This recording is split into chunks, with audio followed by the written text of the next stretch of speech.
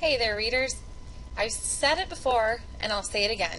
You have grown so much this year. You've grown in your reading and understanding of fiction. You've grown in your reading and understanding of nonfiction. And you've demonstrated this to me in so many different ways. In your reading responses, in your reading logs, in our reading conferences, in our reading groups, in your writing about theme, in your talking about characters and your understanding of text characteristics and main ideas, supporting details. I could go on forever, the ways that you have shown me that you have grown. So, next month we're going to encounter a new challenge. One you may be familiar with, but this is the state test. OMG, right? So some of you may be feeling exciting. Some of you may be feeling, who cares? You may be feeling, who cares? It's not important. Some of you may be feeling worried. How are you going to perform? How are you going to do? So all of these are really, really natural feelings. So no matter how you may be feeling, like I said, these feelings are totally natural. But what I really need you to know is that throughout your entire life, not just here in school, but throughout your entire life, tests are a really important way of measuring many things, including your knowledge, your job performance, even your health. So test taking really doesn't go away. Do you want to go to college? You might have to take the SATs. Maybe you want to be a teacher. There's a series of tests that you need to take there. Do you want a driver's license? You need to take a test. If you want to work in civil service, you need to take a test. If you want to be a police officer, you need to take a test. Maybe you want to be a lawyer. You have to take a test. So this is something that's going to follow you forever, and I really want you to be prepared for that. So when I think back to some of my test-taking experiences, I think about my road test. It's scary to have to take a test sometimes, but with enough preparation, you feel okay. I had hours and hours of practice for my road test with my dad. There's Mr. Fawnin. He taught me so many things about the rules of the road. He taught me how long you need to stop at a stop sign before you keep going. He taught me how far you need to stop behind the car that's in front of you at a stop sign or at a red light. He taught me the T-Fawn method of parallel parking. He taught me how to merge into a new lane. He taught me to drive on the highway, what all of the signs look for. But he did this right with me, right next to me. He gave me on-the-spot feedback. He told me what I was doing well. He told me what I needed to improve on.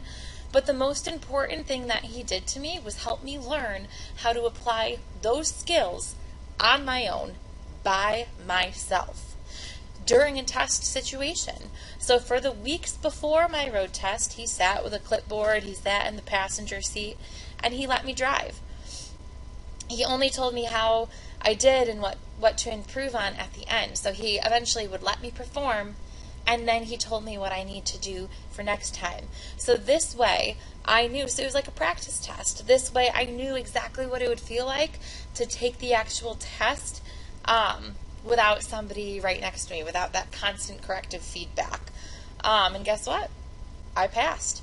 So what I want to do is, I know you're not taking your road test yet, but I want to support you the same way that my father supported me during my driver's test.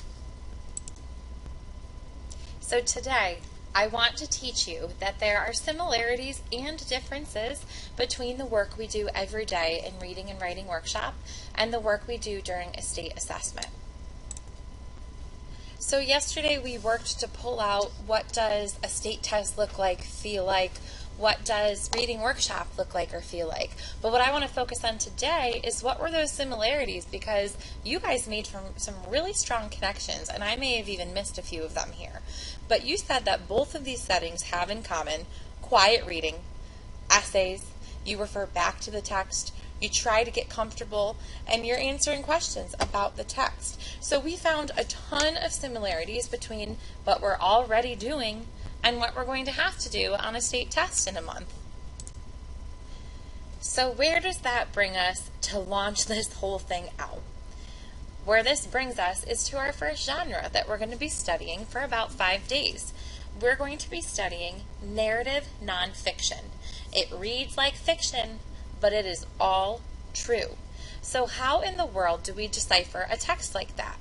So in a narrative nonfiction, what we want to remember is to read it as information. It's all true. The people, the places, it's all true. So what topics are we learning about? What are the main ideas? What are the supportive points that we can glean, that we can learn from this? But because it's told as a story, read it as a story. What are the subject's traits, the character? What motivates the character? What does the character want? What does the character need? What struggles does the character go through? What's the character known for? What ideas or what life lessons does it teach? So we're going to rely on these two posters in our week with narrative nonfiction. We're going to read it with our glasses on as an information text, but we're also going to read it as a story. So remember, in the work we do in Reading Workshop, there are so many similarities to what's going to happen on a state test. I know we previewed the story yesterday, Coach Motivates Her Girls both on and off the court, but give it another listen. Click the link below in Google Classroom, listen to the story again, and as you're listening to this narrative nonfiction, read it as an information, read it as a story, and then ask yourself, what might a test ask me about this text? Just think about it. And remember, I believe in you.